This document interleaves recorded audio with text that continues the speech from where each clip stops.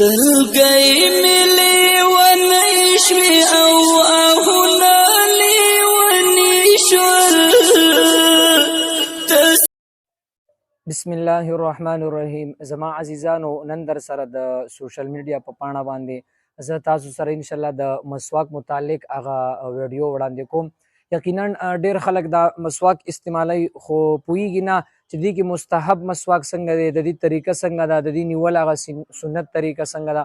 نو زه به ان شاء الله تاسو سره په دې 2-3 منټو کې هغه مکمل تفصیلي د دې مسواک شریف هغه طریقې کار او مستحب طریقې زه تاسو ته وړاندې کوم.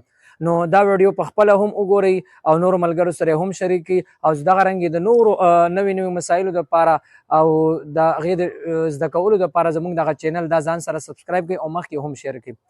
د ټولو نه اول خو د مسواک مستحب طریقه دا ده چې کله یې اخلئ نو داسې په یو لویش باندې برابروئ د هر انسان د خپل لویش دی نه چې غټ وي خو چې وړوکی نه وي، دغه رنګ مسواک اخیستل مستحب دي. او دغه رنګ د هغې چې کوم پلنوالی دی د ټولو ګوتو چې کومه کچې ګوته وي د هغې کم از کم د هغې پلنوالي مطابق د دې مسواک هغه پلنوالی وي نو دا هغه مستحب طریقه د مسواک ده.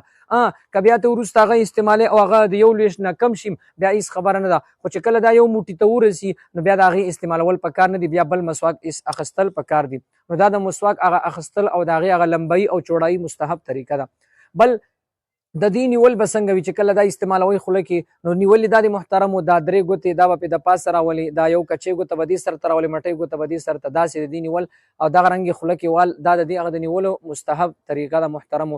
دې طریقې سره داسې یو ګوته دې طرف ته او دا مټه ګوته دې طرف ته.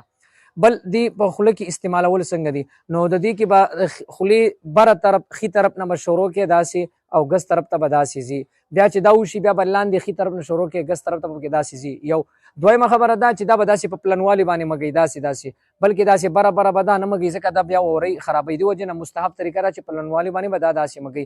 دا د خولې کې بل ښي بره تالو چې کوم دی هغې کې داسې سیده مګئ، دغه رنګې جبه هم چې ده په هغې باندې هم داسې سیده مګئ. دا د دې د خولې کې دننه د استعمالولو هغه طریقه ده. بله یو خبره دا محترمو چې دا مسواک څنګه د سړو دپاره مستحب دی دغه رنګې د زنانو دپاره هم مستحب دی. خو د سړو دپاره دا چې هغې دغه رنګ سخت مسواک دی والی برابر دی که هغه د استعمالي، خو د ښځو دپاره نرم مسواک وګوري دا استعمالول دا مستحب طریقه ده.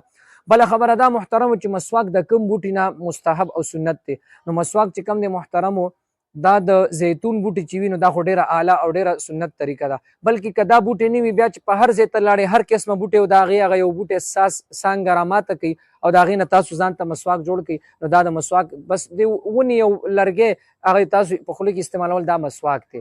د ډېر زیات فواید دي محترمو، فضایل او مسایل هغه تاسو ته معلوم دي، د هغې ذکر کولو ضرورت هم نشته دی، بلکې هغه اصل مقصد ویډیو چې هغه ما تاسو سره شریکه کړله.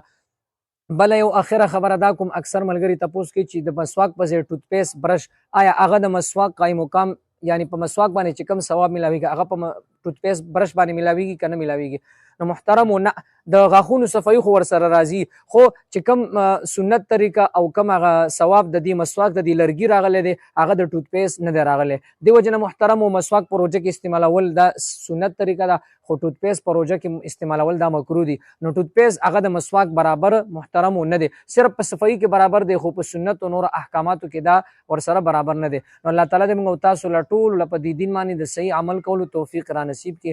و آخر دعوانا ان الحمد لله رب العالمین.